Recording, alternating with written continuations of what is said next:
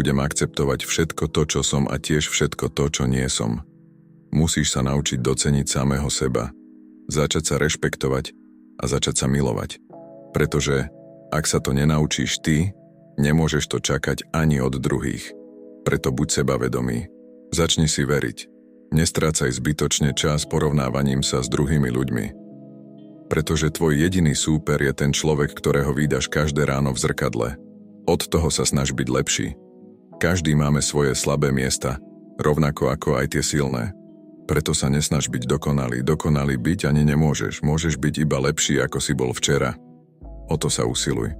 No skôr, ako sa do toho pustíš, pamätaj, že sa musíš naučiť rešpektovať všetko to, čím si, rovnako ako to, čím nie si. Iba tak dokážeš byť v živote úspešný a šťastný. Páči sa vám moja tvorba, tak vás poprosím o odber, like a zdieľanie. Nech nás je čo najviac.